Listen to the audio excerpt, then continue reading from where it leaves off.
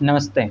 मेरा नाम है अंकित मौर्य और मैं आप सभी का स्वागत करता हूं आपके अपने इस यूट्यूब चैनल जॉब मंत्रा पे। तो आज हम पीवाईक्यू सीरीज में साइंस के सेक्शन में सेट 5 देख रहे हैं। ठीक है, तो पहला क्वेश्चन शुरू करते हैं। पहला क्वेश्चन क्या है कि ओजोन परत किससे पृथ्वी की सतह को ढक कर के रखती है। ठीक है, यानी कि कोई हमारा पृथ्वी है, पृथ्वी के कुछ ऊंचाई पर एक परत पाई जाती है जो कि ओजोन परत कही जाती है। ठीक है, ये वाली परत कौन सी है? ओजोन लेयर है। ठीक है, और ये क्या है? हमारा अर्थ है। ठीक है, इसका काम क्या होता है? ओजोन लेयर जो कि मतलब कि ये अल्ट्रा वायलेट रेज आ रही हैं उससे पृथ्वी को बचाने का काम करती है। कौन सा? ओजोन लेयर करती है। ठीक है, तो इसका क्या सही हुआ? ऑप्शन बी सही हुआ। ठीक है, क्या सही हुआ इसका? ऑप्शन बी सही हुआ, यानी कि यूवी रेज से बचाती है। ठीक है, अगला क्वेश्चन देखते हैं। रक्त का थक्का जमने हेतु क्या आवश्यक है? रक्त का थक्का जमने के लिए जरूरी होता है विटामिन के जरूरी होता है। लेकिन देखेंगे तो इसमें से दो ऑप्शन में विटामिन के है, यहाँ भी है और यहाँ भी है, यानी कि सी और डी ऑप्शन में दोनों में विटामिन के दिया हुआ है। लेकिन विटामिन के साथ साथ इसको ज़रूरत होती है कैल्शियम के भी, यानी कि यदि ऑप्शन में विटामिन के प्लस कैल्शियम दिया है तो ये ज़्यादा सही ऑप्शन हुआ। तो इसलिए जो इसमें से डी ऑप्शन है वो ज़्यादा सही ऑप्शन होगा, तो यानी कि डी सही है। ठीक है, इसका ऑप्शन। अगला क्वेश्चन देखते हैं। 1859 में प्रकाशित पुस्तक origin of species by means of natural selection, origin of species by means of natural selection, यहाँ पे कौन सा कंसेप्ट आ जा रहा है? Natural selection. नेचुरल सिलेक्शन की थ्योरी किसने दिया था? किसने दिया था? डार्विन ने दिया था। किसने दिया था? डार्विन ने दिया था। ठीक है, तो इन्होंने ये अपनी थ्योरी किस साल दी थी? ये भी क्वेश्चन पूछ सकता है। तो ये इन्होंने अपनी थ्योरी दी थी 1859 में। कब दिया था? 1859 में। ठीक है, जब भी आएगा कि नेचुरल सिलेक्शन की थ्योरी किसने दी, ये इससे रिलेटेड कुछ भी आएगा तो वो किससे रिलेटेड होगा? डार्विन से रिलेटेड होगा। ठीक है, अगला क्वेश्चन देखते हैं। जब गैस द्रव में परिवर्तित होता है तो उस प्रक्रिया को क्या कहते हैं? इसमें क्या हो रहा है? गैस किस में कन्वर्ट हो रहा है? लिक्विड में कन्वर्ट हो रहा है। तो इस प्रक्रिया को क्या बोलते हैं हम? कंडेंसेशन बोलते हैं। क्या बोलते हैं? कंडेंसेशन बोलते हैं। ठीक है, लेकिन यदि यही उल्टा हो रहा होता कि लिक्विड किस में कन्वर्ट हो रहा होता? गैस में कन्वर्ट हो रहा होता, तो इसको क्या बोलते हैं हम? इवेपोरेशन बोलते हैं। ठीक है, और देखते हैं सब्लिमेशन क्या प्रोसेस होता है। सब्लिमेशन का प्रोसेस होता है, देखो जनरली क्या होता है कि जब हम सॉलिड को गर्म करते हैं तो वो पहले लिक्विड में बदलता है, फिर लिक्विड जा करके किस में बदल जाता है? गैस में कन्वर्ट हो जाता है। लेकिन सब्लिमेशन के प्रोसेस में क्या होता है? सॉलिड बिना लिक्विड में कन्वर्ट हुए डायरेक्ट क्या होता है? गैस में कन्वर्ट हो जाता है। तो इस प्रक्रिया को क्या बोलते हैं? ऊर्ध्वपातन बोलते हैं। तो ऐसे क्या एग्जांपल है? जैसे कपूर को जब हम गर्म करते हैं तो वो सॉलिड से डायरेक्ट गैस में कन्वर्ट हो जाती है। ठीक है, आई होप ये वाला क्वेश्चन आपको अच्छे से समझ में आया होगा। ठीक है, 1 मीटर में कितने नैनोमीटर होते हैं? ठीक है, तो इस क्वेश्चन को करने के लिए क्या करेंगे कि जैसे हमको पता है कि 1 नैनोमीटर में कितने मीटर होते हैं? 10⁻⁻⁹ मीटर होते हैं। ठीक है, ये पता है। तो जब हमको निकालना है कि 1 मीटर में कितने नैनोमीटर हैं, तो ये यहाँ पर आ जाएगा नीचे की ओर, तो 1/10⁻⁹ जब ये ऊपर जाएगा तो क्या हो जाएगा? 10⁹ मीटर हो जाएगा, यानी कि 1 मीटर में कितने नैनोमीटर? 10⁹ नैनोमीटर हो गया। तो इसका क्या ऑप्शन सही हुआ? ऑप्शन डी सही हुआ। ठीक है, आप कमेंट करके बताएंगे कि 1 पिकोमीटर में कितने मीटर होते हैं। ठीक है, एक तो ये बताना है आपको, एक बताना है कि 1 एंगस्ट्रॉम में कितने मीटर होते हैं। ठीक है, दो क्वेश्चन को आपको कमेंट करके बताना है। ठीक है, क्या क्या बताना है? एक बताना है कि एंगस्ट्रॉम जो होता है, जो एंगस्ट्रॉम होता है उसमें कितने मीटर होते हैं। दूसरा बताना है कि जो पिकोमीटर होता है उसमें कितने मीटर होते हैं। ठीक है, दो क्वेश्चन का आंसर आपको कमेंट सेक्शन में देना है। अगला क्वेश्चन देखते हैं। जब तापमान में वृद्धि होती है द्रव का स्पर्श कोण क्या होता है? देखो, जैसे ये कोई सरफेस है, यहाँ पे पानी की बूंद एक गिरी हुई है। ठीक है, अब क्या होगा कि जैसे जैसे हम इस बूंद का टेम्परेचर बढ़ाएंगे तो इसका क्या होगा कि जो ससंजक बल होगा वो कम होगा और सरफेस टेंशन कम होगा। क्या क्या कम होगा? इसका सरफेस टेंशन कम होगा और क्या कम होगा, इसमें जो लग रहा होगा ससंजक बल कम हो रहा होगा। इसके कारण ये बूंद जो ये फैली हुई है ये धीरे धीरे धीरे धीरे गोल रूप में कन्वर्ट होती जाएगी। ये हल्का सा चपटी रूप में शुरू में थी, जैसे जैसे टेम्परेचर बढ़ाएंगे तो ये क्या होगा, गोल रूप में कन्वर्ट होने लग जाएगी। तो अब यहाँ पे देखो, जो यहाँ पे इसका कॉन्टैक्ट यहाँ पे हो रहा था, ये वाला एंगल बन रहा था थीटा, ये इतना बन रहा था। लेकिन अब इस वाले जब हमने टेम्परेचर बढ़ा दिया तो ये देखो यहाँ पे एंगल बन रहा है, थीटा बन रहा है। यहाँ पे जो एंगल थीटा बन रहा था ये कितना 90 डिग्री से भी ज़्यादा बन रहा था, लेकिन यहाँ पे देखो 90 डिग्री से भी कम दिख रहा है ना। तो यानी कि हमको समझ में आ रहा है ना कि सीधा सीधा यहाँ पे एंगल कम हो रहा है। तो कौन सा ऑप्शन सही हुआ, ऑप्शन बी सही हुआ। ठीक है, ऑप्शन बी सही हुआ। अगला क्वेश्चन देखते हैं। यदि पृथ्वी की गति तीव्र कर दी जाए तो ध्रुवों पर गुरुत्व का त्वरण यानी कि जी पर क्या असर पड़ेगा, जी पर असर क्या पड़ेगा। देखो क्या होता है कि सपोज करो कि ये अर्थ है, ठीक है, ये वाला क्या है, नॉर्थ पोल है, ये साउथ पोल है, ये क्या है, साउथ पोल है। अब जो पृथ्वी घूमती है, ये जो एक्सिस होती है पृथ्वी की वो यही होती है, नॉर्थ से साउथ से होकर के एक्सिस गुजरती है, ये इसी के ही अराउंड घूमती है, गोल गोल, ठीक है, घूमती है ना। अब यही धुरी है जिसके चारों ओर ये घूम रही है। अब जब ये धुरी है तो ये जो नॉर्थ पोल और साउथ पोल का एग्जैक्ट ही होगा, ये एक पॉइंट होगा।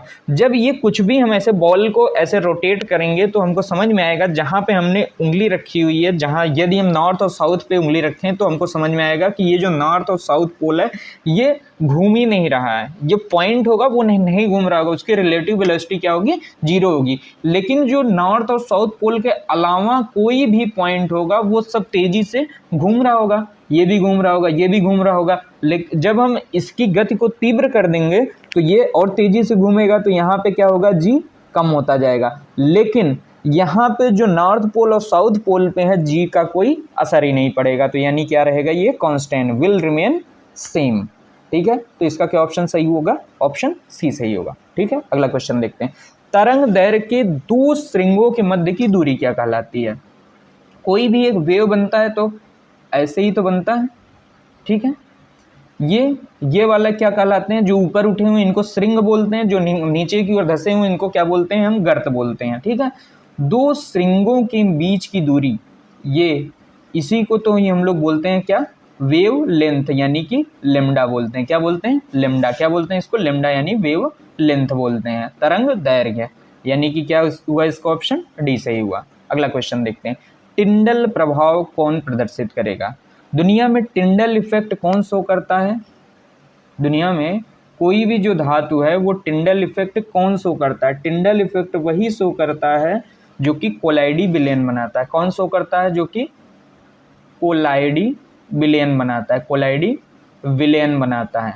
ठीक है, इसमें से कोलाइडी विलयन कौन बनाएगा, मिल्क और स्टार्च का जो सॉल्यूशन होता है वही कोलाइडी विलयन बनाता है। अब यही कोलाइडी विलयन बनाएगा तो यही टिंडल इफेक्ट भी शो करेगा। तो इसका क्या ऑप्शन सही हुआ, ऑप्शन बी सही हुआ। ठीक है, ये जो टिंडल इफेक्ट होता है किसके कारण दिखता है, इसके जो लाइट के कौन सा कंसेप्ट यूज होता है जिसके थ्रू ये मतलब कि ये हमको दिखता है कि ये टिंडल प्रभाव शो हो रहा है। तो ये प्रभाव जो शो होता है ये किसके कारण शो होता है, इसमें क्या हो रहा होता है, प्रकीर्णन हो रहा होता है। क्या होता है, कौन सा फिनोमिनन यूज हो रहा होता है, प्रकीर्णन। प्रकीर्णन के कारण हमको टिंडल प्रभाव दिखता है, और ये दिखता किसमें है, कोलाइडी विलयन में दिखता है। और इन चारों में से कोलाइडी विलयन का कौन सा एग्जाम्पल है, दूध और मंड का घोल। ठीक है, अगला क्वेश्चन देखते हैं। खाद्य श्रृंखला में लघु मांस भक्षण के स्तर पर आते हैं। देखो यहाँ पे सूर्य चमक रहा है, सूर्य से लाइट आई तो क्या हुआ कि यहाँ पे जो घास फूस थे इन पे लाइट पड़ी, इन्होंने भोजन बनाया, तो ये क्या हुए, प्रोड्यूसर। क्या हुए, ये प्रोड्यूसर यानी कि उत्पादक हुए। ठीक है, अब इनको क्या करेंगे कि जो कि सिंपल जो मतलब कि घास खाने वाले जीव जंतु होंगे वो घास को खाएंगे, तो यानी कि ये क्या हुए, प्रथम उपभोक्ता हुए। क्या हुए, फर्स्ट उपभोक्ता हुए। अब जो मांसाहारी होंगे, मांसाहारी इनको खा रहे होंगे, है ना, तो ये क्या हुए, मांसाहारी क्या हुए, सेकंड उपभोक्ता हुए। क्या हुए, सेकंड उपभोक्ता हुए। यानी कि जो ये कह रहा है कि लघु मांस भक्षण यानी कि जो कार्निवोरस होते हैं वो कौन से स्तर पर आएंगे, तो यानी कि ये कौन से स्तर पर आ रहे हैं, सेकंड स्तर पे। कौन से पे आ रहे हैं, सेकंड स्तर पे, ठीक है। पहले उस स्तर पे कौन आ रहे हैं, जो कि शाकाहारी होते हैं, सेकंड पे मांसाहारी, और जो बेस में आता है वो कौन होते हैं, उत्पादक यानी कि पेड़ पौधे, ठीक है। रक्तस्रावी डेंगू ज्वर फैलता है, रक्तस्रावी डेंगू किस कारण से फैलता है, कौन सा, रक्तस्रावी डेंगू किसके कारण फैलता है, एडिस इजिप्टी के कारण। किसके कारण, एडिस इजिप्टी के कारण। तो इसका क्या ऑप्शन सही हुआ, ऑप्शन सी सही हुआ, ठीक है। इसी को बोलते हैं हम लोग हड्डी तोड़ बुखार। इसी का रोग का दूसरा नाम जो होता है रक्तस्रावी डेंगू ज्वर, इसी का नाम होता है हड्डी तोड़ बुखार। हड्डी तोड़ बुखार, हड्डी तोड़ बुखार बोलते हैं, ठीक है। इसी का दूसरा नाम है। आगे देखते हैं इसका क्या सही हुआ, एडिस इजिप्टी यानी कि सी। 1906 में भौतिकी में नोबेल पुरस्कार किसकी, जे थॉमसन ने किस चीज की खोज की थी, इन्होंने खोज की थी किसकी, इलेक्ट्रॉन की खोज की थी। किसकी खोज किया था इन्होंने, इलेक्ट्रॉन की खोज किया था। तो ये यानी क्या ऑप्शन सही हुआ, ऑप्शन सी सही हुआ। क्या सही हुआ, ऑप्शन सी सही हुआ। ये आपको पता है कि नहीं कि इलेक्ट्रॉन की खोज किसने किया, थॉमसन ने, ठीक है। प्रोटॉन की खोज रदरफोर्ड ने किया, किन्होंने, रदरफोर्ड ने। और न्यूट्रॉन की खोज किसने किया, चैडविक ने किया था। किसने किया था, चैडविक ने किया था, ठीक है। तो ये आप तीनों कंसेप्ट याद रखेंगे, ये क्वेश्चन हो सकता है कि आगे भी रिपीट हो जाए, ठीक है। नीला लिटमस कागज के घोल कौन से घोल में लाल में परिवर्तित हो जाता है। देखो लिटमस पेपर क्या है, एक इंडिकेटर है। इंडिकेटर किस चीज़ का, कि ये जो लिक्विड है या फिर विलेन है, ये क्या एसिड है या फिर बेस है। यदि हम नीला लिटमस पेपर लें, क्या लें, नीला लिटमस पेपर लें, और उस पर कोई हमने ऐसा घोल डाला जो कि उसको लाल में कन्वर्ट कर दे रहा है, नीले लिटमस पेपर को लाल में कन्वर्ट कर दे रहा है, तो ये इस बात का इंडिकेटर है कि जो हमने घोल डाला है वो अम्ल था। ये किस बात का इंडिकेटर है कि वो कौन सा था, वो अम्ल था, ठीक है। अगला क्वेश्चन देखते हैं। एम्पियर की इकाई है, यानी कि एम्पियर में किस चीज को नापते हैं, ये वाला क्वेश्चन कल हमने देखा था। एम्पियर को किस चीज की इकाई है, ये विद्युत धारा की, इलेक्ट्रिक करंट की। यानी कि इलेक्ट्रिक करंट को नापने के लिए हम लोग किसका यूज करते हैं, एम्पियर का यूज करते हैं, ठीक है। एम्पियर का यूज करते हैं। वास्तविक न्यूक्लियस किसमें अनुपस्थित होता है, वास्तविक न्यूक्लियस किसमें अनुपस्थित होता है। वास्तविक न्यूक्लियस जो प्रोकैरियोटिक होते हैं, प्रोकैरियोटिक होते हैं, उनमें क्या होता है, न्यूक्लियस अनुपस्थित होता है वास्तविक न्यूक्लियस। सिर्फ जो यूकैरियोटिक होते हैं, सिर्फ उन्हीं में ही वास्तविक न्यूक्लियस होता है। तो इनमें से चारों में से प्रोकैरियोटिक क्या है, प्रोकैरियोटिक क्या है, बैक्टीरिया। तो यानी कि क्या सही हुआ, ऑप्शन ए सही हो गया, ठीक है। क्या सही हुआ, इसका ऑप्शन ए सही हुआ, ठीक है। अगला क्वेश्चन देखते हैं। लैमार्क के विकास के सिद्धांत को क्या कहा जाता है, लैमार्क के विकास के सिद्धांत को क्या कहा जाता है, उपार्जित लक्षणों की वंशानुगति, उपार्जित लक्षणों की वंशानुगति, ठीक है। तो इसका क्या ऑप्शन सही हुआ, ऑप्शन सी सही हो गया। जो इसमें से ऑप्शन ए है, ऑप्शन ए बताएंगे आप लोग कमेंट करके कि survival of the fittest theory किसने दिया था। ये जो योग्यतम की उत्तरजीविता है, ये किस वैज्ञानिक ने दिया था। यदि आप इसको कंप्लीट कर लेंगे तो ये थोड़ा सा कंफ्यूजन का टॉपिक होता है कि सर्वाइवल ऑफ द फिटेस्ट किसने दिया था, उपार्जित लक्षणों की वंशानुगत किसने दिया था। तो ये आपको तो यहाँ पता चल गया कि उपार्जित लक्षणों की वंशानुगत किसने दिया था, लैमार्क ने दिया था। यदि आप ये वाला कमेंट कर देंगे ढूंढ करके जहाँ से भी होगा, तो ये क्वेश्चन आपका पक्का हो जाएगा, ठीक है। अगला क्वेश्चन देखते हैं। आवर्त सारणी में द्वितीयक आवर्तक में तत्वों की संख्या कौन होती है। जैसे हम पीरियोडिक टेबल, देखो पीरियोडिक टेबल से हर सेट में हमको एक एक दो दो क्वेश्चन देखने के लिए मिल रहे हैं। तो यानी कि जो पीरियोडिक टेबल है आप इसको अच्छे से पढ़ लीजिएगा, ठीक है। कह रहा है कि द्वितीयक आवर्तक, पहले वाले आवर्तक में क्या होता है, यहाँ हाइड्रोजन होता है, लास्ट में क्या होता है, हीलियम होता है। दूसरे वाले में क्या होता है, लिथियम बेरिलियम, ठीक है।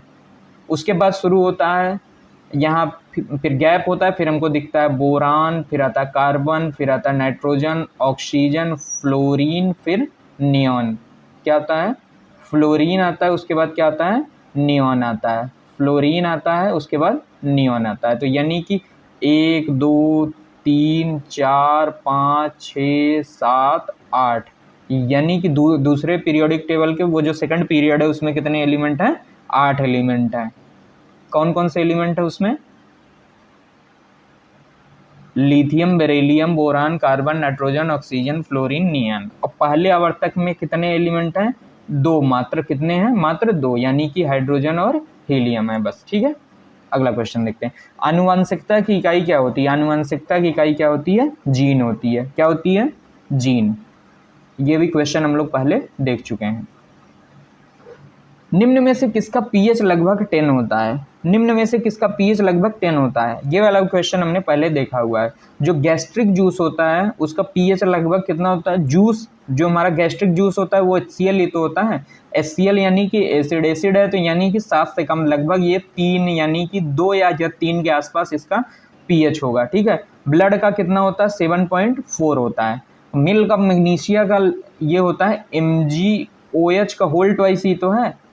इसका जो एग्जैक्ट पीएच होता है वो होता है 10.4 होता है। ठीक है, सोडियम हाइड्रोक्साइड का जो एग्जैक्ट पीएच होता है वो आता है 10 आता है। तो इसका क्या ऑप्शन सही हुआ? ऑप्शन डी सही हुआ। ठीक है, कुछ बुक में आपको इसका जो सोल्यूशन है वो गलत मिल सकता है, उसमें मिल्क ऑफ मैग्नीशिया दिया हुआ है। वो इसलिए कंफ्यूज होते हैं कि ये दोनों बहुत पास पास में दिया हुआ है ना, कि जैसे मिल्क ऑफ मैग्नीशिया का कितना होता है? 10.4 होता है। ठीक है, सोडियम हाइड्रोक्साइड का कितना होता है? 10 होता है। तो आपको जब भी जहाँ भी दिखेगा तो एग्जैक्ट आपको बताना है। तो इसमें जब ऑप्शन में एग्जैक्ट है तो हम उसके आसपास वाले आंसर को क्यों टिक करेंगे? जब एग्जैक्ट हमारे पास NaOH उपलब्ध है तो वही पे सही होगा। तो 19 का क्या सही हुआ? 19 का डी सही हुआ।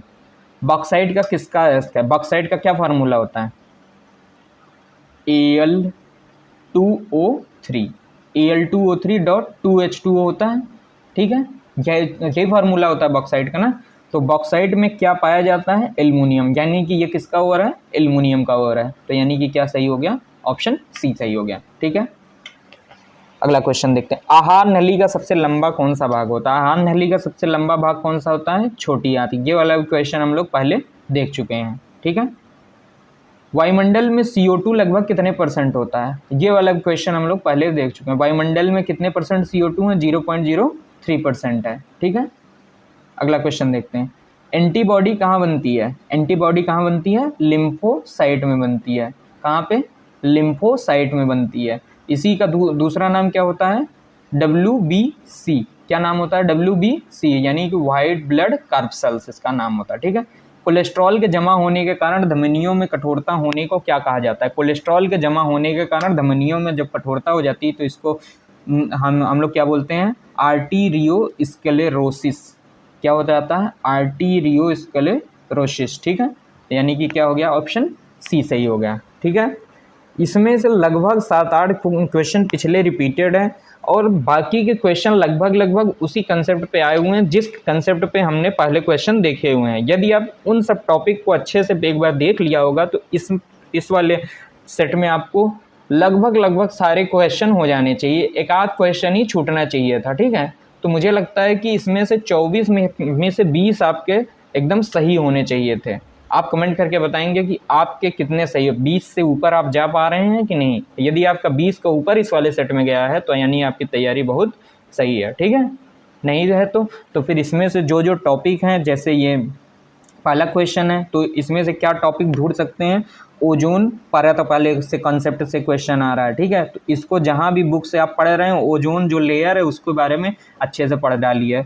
और यह वाला क्या है? रक्त का थक्का बनने हेतु किस चीज़ का आवश्यक होता है? तो जो अब ये कंसेप्ट है रक्त का थक्का कैसे बनता है, कहाँ बनता है, कौन कौन सी वहाँ पे रिएक्शन होती है, ये आप इसके बारे में जब आप अच्छे से पढ़ लेंगे तो अब जब भी कोई क्वेश्चन आएगा तो ये आपसे हो जाएगा। तो ऐसे ही आपको टॉपिक ढूंढना है कि कहाँ से क्या होता है।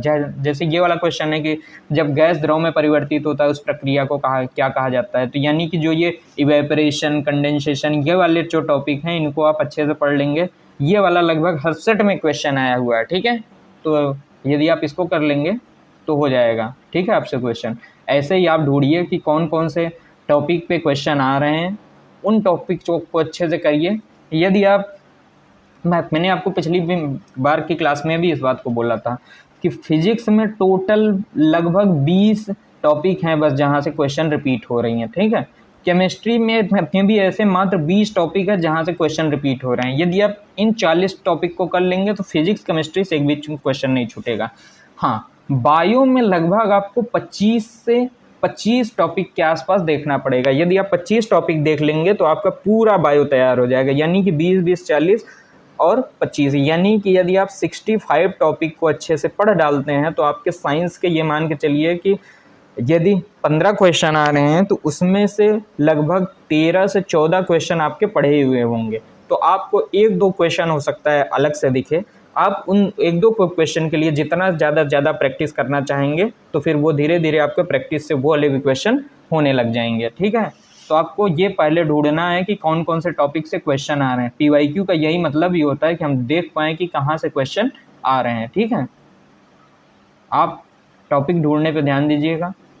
ठीक है, और जहाँ से भी हो पाए और कोशिश करिएगा कि आप लूसेंट इसके लिए सफिशियंट है। यदि आप लूसेंट कर ले रहे हैं सारे क्वेश्चन वहीं से, वहाँ से बाहर एक भी क्वेश्चन नहीं आ रहे हैं। ठीक है,